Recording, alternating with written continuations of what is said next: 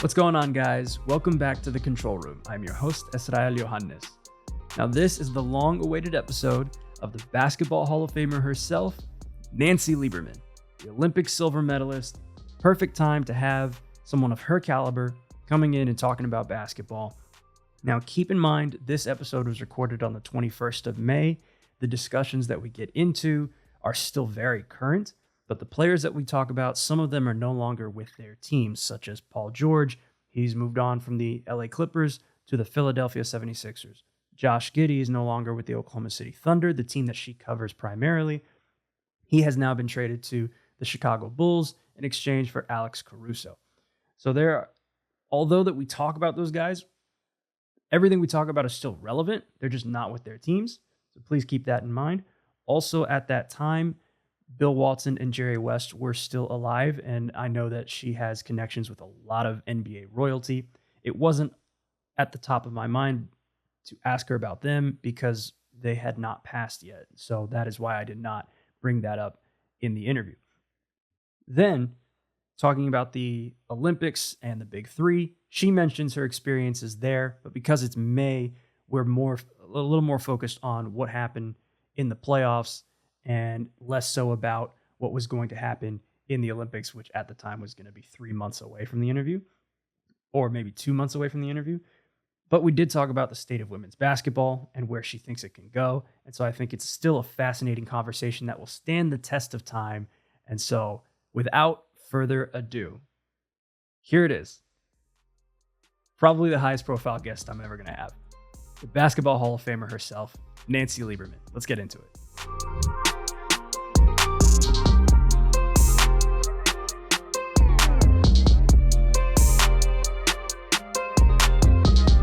I have a very special guest with me today. This is the Basketball Hall of Famer herself, Nancy Lieberman. I have the pleasure of working with her on Thunder Live for Bally Sports Oklahoma, and she's been featured as our NBA analyst there and for Pelicans Live on Bally Sports New Orleans. She's one of the greatest people that I've ever worked with, one of the most humble and most knowledgeable people in the basketball world. There is no one I would rather talk about basketball with than the one and only Nancy Lieberman. How are you doing today? I am fantastic. Thank you for your kind words. I appreciate it. And appreciate your hard work for Bally's on all of our sports. It's pretty cool what you do. It's my pleasure. And your encouragement when I first came in the building is what set the mark. And you were the first person to invite me on the Thunder show to shadow everybody. And then that's one of the reasons that I was able to get the ball rolling. So you had a profound impact on my broadcasting career, and I thank you so much for that. My pleasure. Thank you. The first thing I want to ask you is about your background in basketball. You are a champion with Old Dominion. You've played on Team USA. You've played professionally. You have a lot of experience as a player and as a coach. And when you make your transition into broadcasting, there are so many different skills that comes along with it on top of your knowledge of basketball and how you analyze the game. So I want to ask, how do you tie in the skill sets that you've learned as a player and as a coach, and what was able to translate into broadcasting, and what did you have to learn outside of your basketball knowledge? All good questions. The greatest thing you can do is play the game because you decide probability and outcome with your teammates. The second greatest thing you can do is coach the game because you're still in the foxhole with the players and the strategy and trying to make people better. And then the last thing you can do is do TV and broadcast or be an announcer, sideline, studio, or game announcer, because you get to really share and celebrate the game that brought you a lot of joy and a lot of happiness. It was after my senior year at Old Dominion. We had just won our back-to-back national championships, and NBC was telecasting. A matter of fact, Old Dominion in 79 and 80, we were the first team ever in women's collegiate basketball to have our championship game live, not tape delayed. And it was on NBC. So I was asked to do the TV.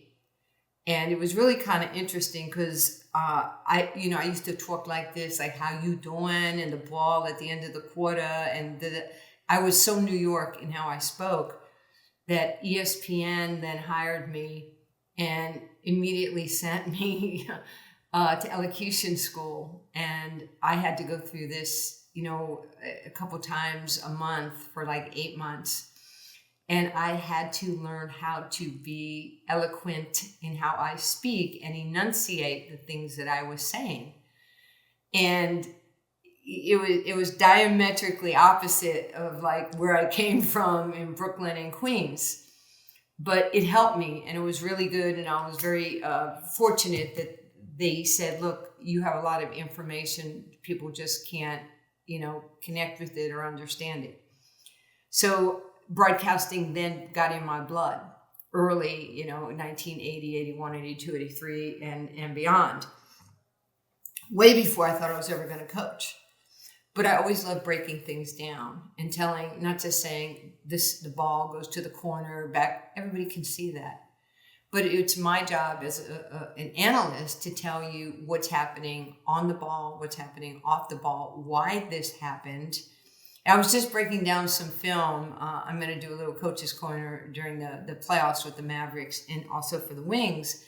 And I was just talking about, there was a clip where, Kyrie comes down and he turns the corner. He gets a hand back from Gafford. And when he turns the corner, Shea and Giddey are in a weak side eye. Shea never came over to the strong side of the floor to trap the box, which would have made Kyrie throw the ball to the weak side. And then Giddey would have had to, what we call X out. He would have taken the first pass. Shea would have taken the corner pass. And then you live with what happens. But if you can get teams to X out, now you have the defense chasing. I was in my glory just watching and going on Synergy and clipping and then talking about it in real time that we could post so people can not just follow the ball, they understand what Luka saw. They see what Kyrie or SGA, what did they see that made them do what they did? That's my job, is just, to explain, not to talk over the public, but to explain to the guys and the gals that are watching why something happened. Because I know it's part of my job as a coach. It's fun. On that note, since you did mention some point guards, you happen to play point guard in your time as a basketball player. And we know that in the basketball world, the point guard is an extension of the coach. They're the ones that facilitate the offense, the one that gets the rest of the players on the court in an understanding of what they want to do offensively. What have you seen in the game of the point guard early on when you were playing, and then in the later years of the NBA around Magic's era, and then in the 90s and 2000s when Chris Paul still is considered one of the greatest point guards of all time, to today's point guard like Steph, Luka, even Shea and Giddey? It's interesting how the game has evolved. Certainly when the Celtics were winning their championships, it was very, very important to make sure that you got, Bill Russell and Havlicek and those guys involved. The point guard got the ball. And as time, and it's just like everything else in the world, things change, right? There was the rotary phone, then there was the push button phone, then there was, the brick. And now we have AI on our phones and FaceTime. That's just life as we know it. So things change. And so now we're a pointless society on the basketball court. And anybody can bring it up. That doesn't mean the point guard is totally, iced out of the game. That's not true. But many players, you can look at Luka, you can look at, some of the bigger guards that are in the NBA that handle the ball. You can look at, Wemby. You can look at Chet, who gets it off the rim and brings it down. And sometimes it takes some wear and tear off of your point guards, getting the ball up. Now you can get into your flow offense, which is still directed by and large by your point guard. And that's the beauty of Kyrie or Shea or, Steph or Chris Paul or some of those guys. And you are an extension of the coach, because the coach is telling you, this is how I want my stuff run. But now it's, you make the decisions. If you can understand time, score, you'll know possessions to run.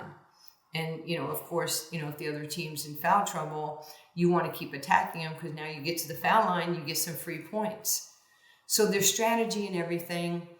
I thought it was really kind of cool when Kevin Durant's company, they did the documentary called, Point Gods. And it was great as point gods in the history of New York City basketball. It was amazing because I grew up watching those guys. Some of them grew up watching me.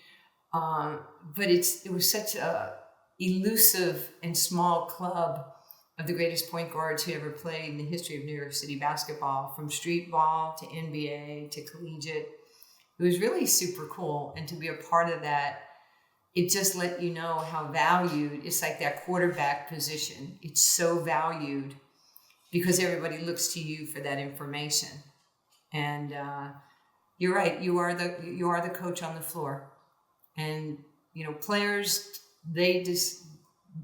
determine probability and outcome.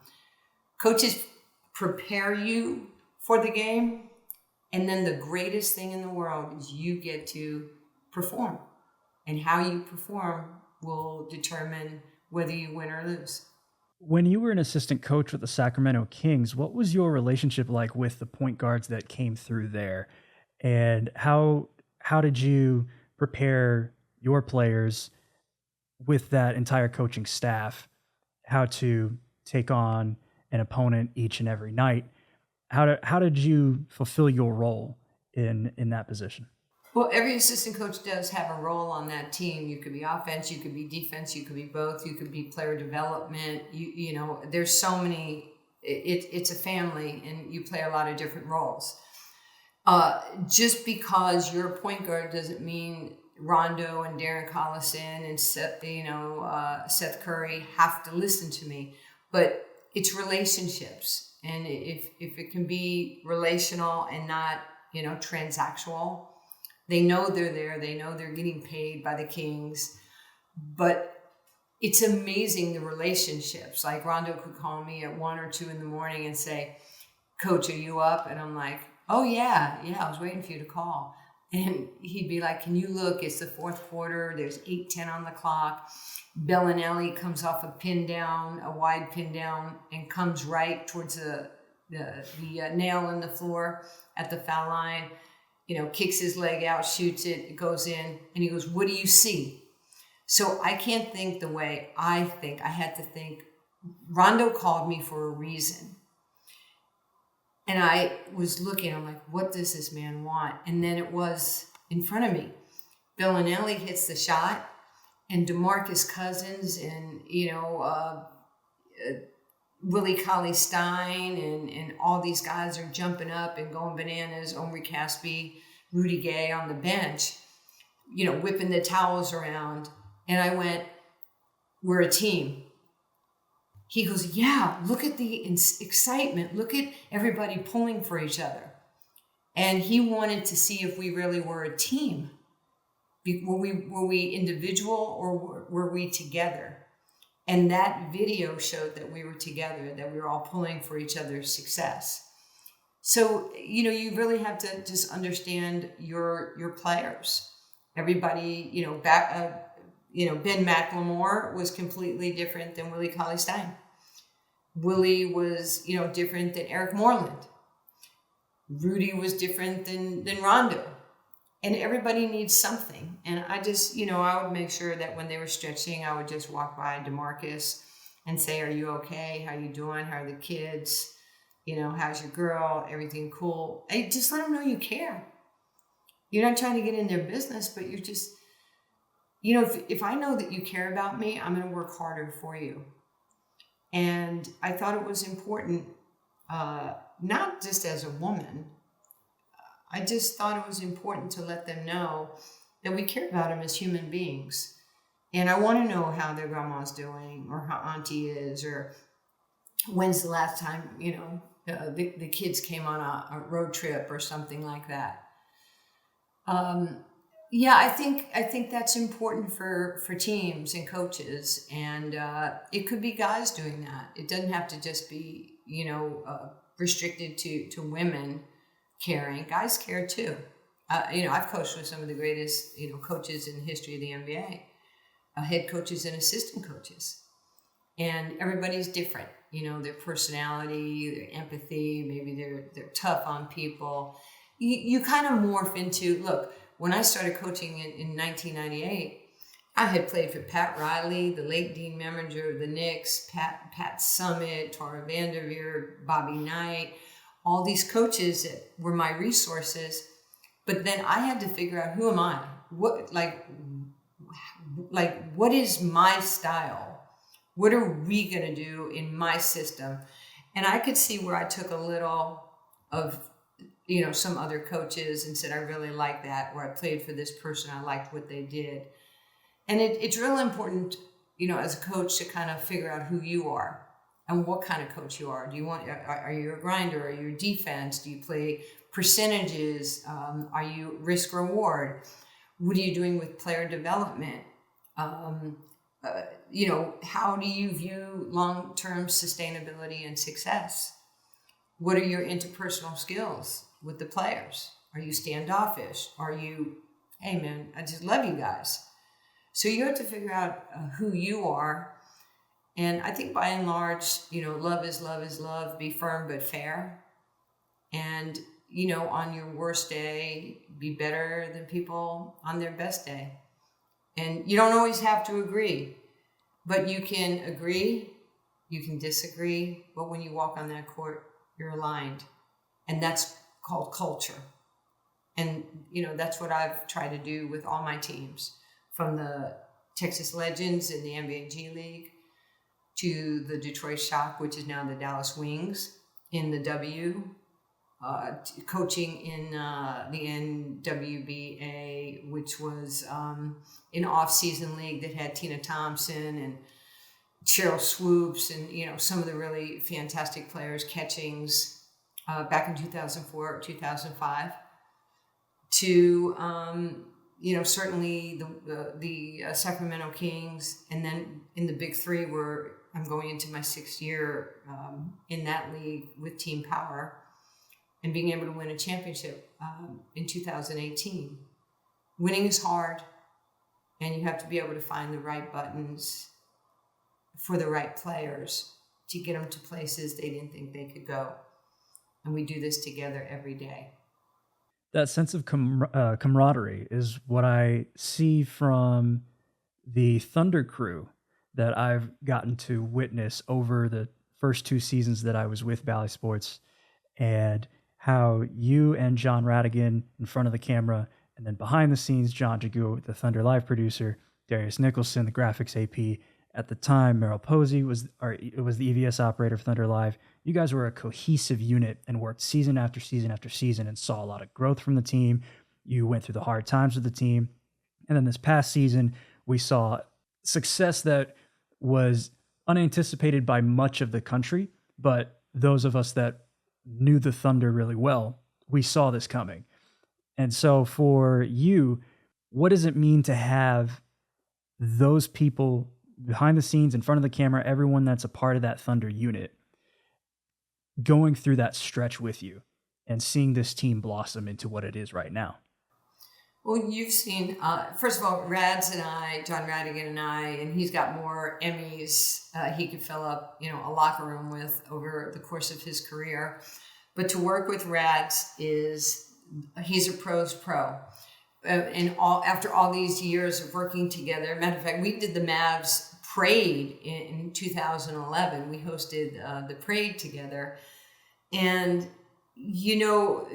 we could finish each other's sentences and we can have fun. Where Rads is just the ultimate in his business, I'm going to make the person next to me laugh, You know me, I'm a little sarcastic. I think I'm funny. There's a lot of truth. But it's going to be fun. It's going to be loose. We're going to be doing selfies. We're going to have fun. We're going to do push-ups before, all the crazy things that we do with me. We've done it with Aaron Hartigan. I've done it with anybody who I've ever worked with, whether it's at Bally's, ESPN, ABC, NBC. It didn't matter. You have to have fun, right? If you're having fun, then the viewer's going to have some fun. But the most important thing, and you know this, when we walk by the control room, we walk in there every single game, and it's like, hey, hi, thank you, way to go, nice job, right? Because that's part of our team right there. Whether it's Rich or whether it's Dwayne or Danny or the camera people, they're important in getting the show on the air and allowing us to, disseminate the information that we've gathered. And it's fun. I love being on a team. I love tennis and I love golf, but I love being on a team where so many people participate and it's not just about me. I want to ask about the Oklahoma City Thunder, specifically the team on the court, because all these years that you've broadcasted for them and seen that growth, we've seen how this team performed this year, 57-25, made it to the conference semifinals. And as I had said before, most of the country did not see that coming. You were one of the witnesses firsthand for a long time, knowing what Sam Presti and the organization was doing, what Mark Daigneault was coaching this team to be. One of the things that he said a couple of seasons ago that you had repeated on the postgame was when, after a loss, Coach Daigneault said, we want to be consistently good over occasionally great. And that is what I had seen from the Thunder all year long. And it was embodied in their MVP in Shai Gilgeous-Alexander and throughout the rest of the team. What did you see on the court from this Thunder team?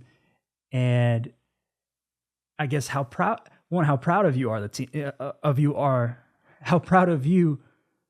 how proud of them are you on the team? There goes my English. And what do you look to see for this team in the future? Well, this team is constructed for success because there's a tremendous culture that is started from the top up. When Sam took this job, he came from the tree of R.C. Buford and Coach Popovich. So he learned so much in that system, a champion system.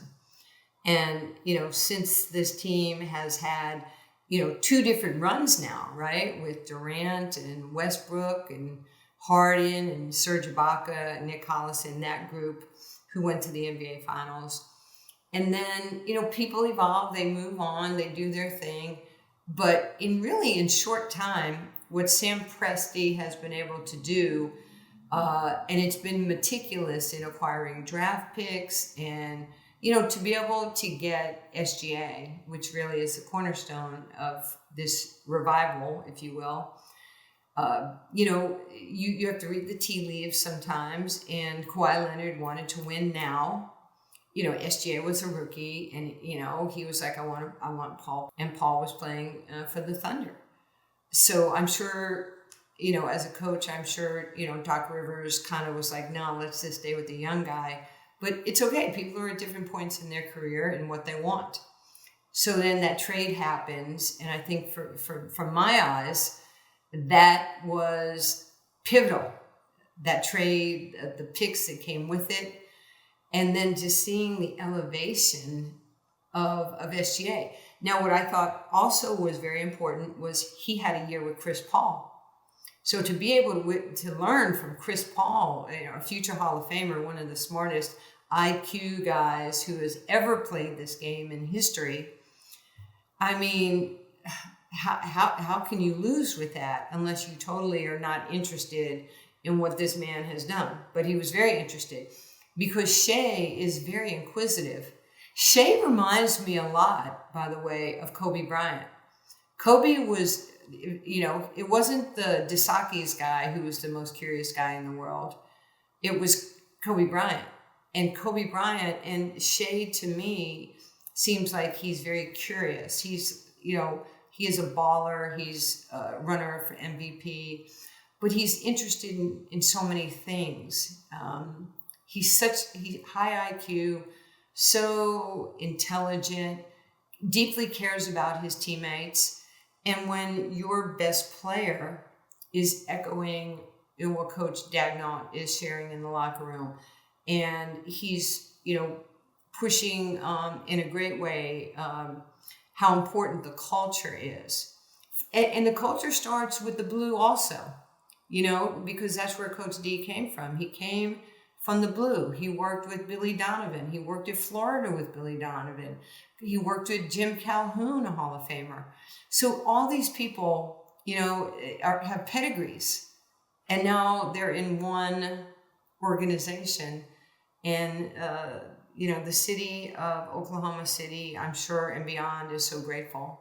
I'm grateful to be able to work, with Mahoney and all those guys, within that organization. And I think the culture resonates from the people that work, in the arena, who are in the concession stands, who help clean the building, the loading dock, to TV, radio, Nick and Paris and, and Cage, and, Fish. Everybody there has this humbleness to them, but they want to be great. And they do it in a very thunder way, if you will. But getting back to the court with SGA, I mean, he's had to me, just an incredible, what he's done, the effect that he's had on the young players, with Dort, with Isaiah Joe, with J-Dub and J-Will and Giddey and all these guys. And it goes down. I mean, it could be Wiggins, it could be anybody. So everybody cares. And another, Coach D mantra is, what else? What else can you do in your worst moment? What else can I do? And when you have that mentality and you're not worried about, man, I didn't get my playing time, I'm not going to get my bag, I'm not going to get, boom, boom, boom. What else? What else can I do for this team?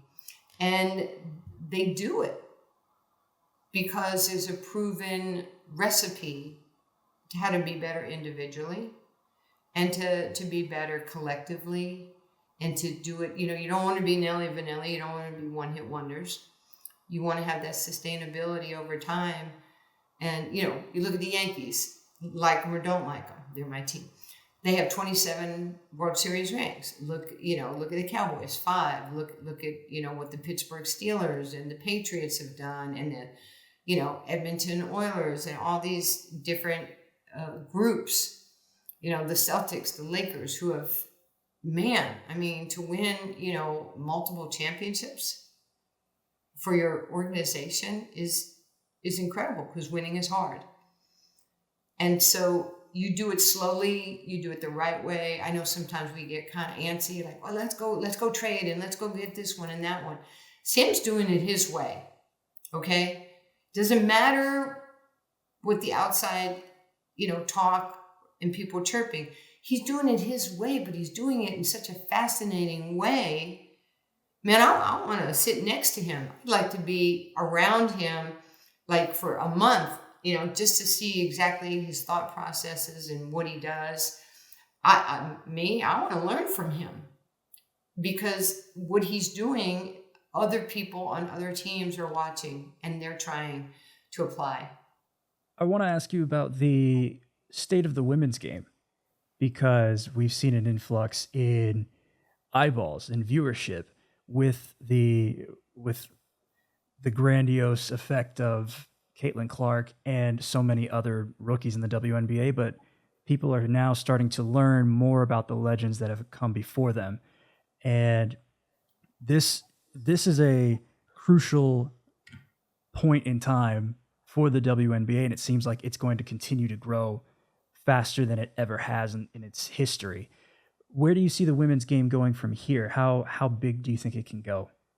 Okay, I'm going to answer that with taking you back in history. I just had this conversation with Rick Barry a couple weeks ago. When Rick Barry, he said 1965, 1966, he signed his first big contract. It was for $13,000 in the NBA. I remember Phil Jackson in 67, 68, he signed a 2-year contract with the Knicks for $12,000 and $13,000, and he thought, he was like, oh my gosh, I'm making all this money. So when the NBA started over 75 years ago, they played in the Armory in New York. They played in small buildings, not arenas. They had very marginal salaries. Guys had to have other jobs. And it was just something that was, trying to get off the ground as a business. So if you look at where, and their games were never on TV. So if you look at where the NBA started and where the W started in 1997, you are so far ahead of where men's NBA basketball started. We started, we had our 28 games in 1997, and we were on national TV. We had ESPN, we had NBC. People were seeing us. We were playing at the Forum. We were playing at Madison Square Garden. We were playing at all these major arenas, which was unbelievable. The Mystics came in 1998 when my team, the Shock, came in. We were expansion. We were averaging, almost 14,000 a game in Detroit. They were, I remember coming in there one day, we were kicking the crap out of them. They were down like 25, 26 points. Their crowd stayed to the end. They had like 18,000 people in the arena, and they wouldn't leave. And I'm like, they're getting killed. Go home. But they didn't. They were that loyal to the team. So women's basketball fans are really loyal. And now all the dads and, they have daughters who are playing sports, playing high school, college. Now you're starting to see the investment in the game. And 28 years later, my goodness, we already have great women in the W. And now, Hall of Famers. And now look at the young players, from Angel, from Caitlin, and, the Camilla, Cardozo, and there's so many great players. Even look what Kate Martin did the other day. And she came in, right? She goes to support her teammate at the draft, and she gets drafted, and Becky Hammond loves her. I went into practice with the Aces for about 2-3 days a couple weeks ago before the season started. And Becky was like, man, I just love this kid. She's kind of my type of player. There's great coaches in the league. There's enormous talent. Today's players are fantastic. They're so athletic. They're beautiful. They represent, and they'll go at you. It's no joke. I was watching that game the other day where Brianna Stewart set that pick on Caitlin and just leveled her. Not to be mean, she wasn't going to ease up. And I watched the game last night, and Caitlin had that rough couple minutes where she got picked. Then she grabbed the gal, so it was not only do they have the foul, but then, the 2 foul shots, then you get the ball back. Then she got a tee, and this was like a 3-4 point game, and they ended up losing. And I was texting, I'll read you my text to her from last night. It's like, sis, you're giving so much to the world. Greatness can be lonely at times. Keep learning and playing with force. You're remarkable. And I'm an expert at seeing things like that. Generations of kids want to be you. Please send hugs to your mom and dad. She's just a really great person. And when you have that much opportunity, some people call it pressure, I call it opportunity, there's going to be jealousy, there's going to be envy. And you know what? At the end of the day, we're all in this bucket together. And I lived through it. When I played, this was the pie chart, and Nancy had like 90% of the pie chart everywhere we went. Old Dominion selling out, national TV. We didn't have the media and social or anything, like it is today for Caitlin. But you just have to be so mentally focused. And it's an honor that people want to come at you, like physically on the court and outplay you. It just means you're making them better. You're making Taurasi better. You're making Skylar Diggins better. You're making everybody who plays against you better. And that equals respect. So this league is in great hands. Kathy Engelbert, our commissioner, has done such a fantastic job. And teams are selling out. And who cares who gets the credit? If the eyeballs are on Caitlin Clark, that means there's eyeballs on you too. And, we're in such a place today where we just can't take things for face value. Everything, we can protest everything every day. Every single day, there's something to hate on. And I just believe, a lot of people come with hate, but hate has never made the world a better place. So why don't we just support each other and help each other? And, my hero, my lifelong friend and mentor, Muhammad Ali, he was always giving me Ali-isms,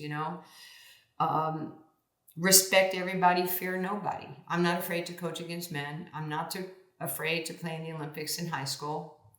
I'm not afraid to play in the WNBA as a 39-year-old rookie. I'm not afraid to play at 50. I'm not afraid to be a head coach. I'm not afraid to win a championship for Ice Cube in the Big Three. So you have to have that mindset. And, today people are just, you can't do it. I remember reading, what do you mean Nancy Lieberman is going to be a head coach in a men's league? And I'm like, hey, do me a favor. Give me your number. I'd be happy to call you.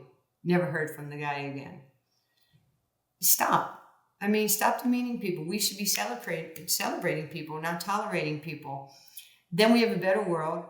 Then we have equality. Then we have respect.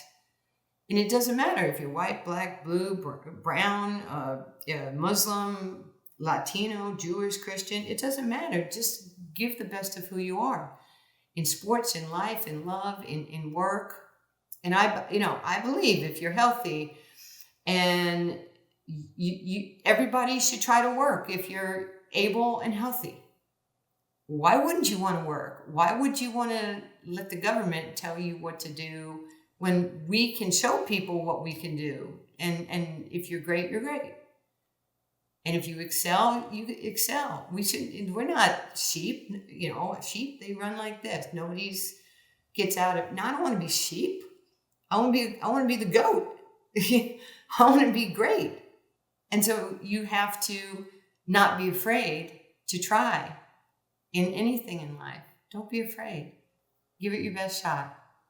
I normally ask my guests at the end of every episode, every interview, what their vision is. I like them to tell their vision, and I think that was the perfect way for you to tell your vision, not only for women's basketball, but for the world in general. And so I think that is the best place to leave this interview at. I do have to let you go now, but Nancy, this was so fun to talk to you and learn from you. And again, it is an absolute honor and pleasure working with you for as long as I have, and I hope we can continue doing it in the future. You've been the greatest ever. Thank you. Thanks for having me on your show, and I wish you the best of luck as always. So take care, and God bless you.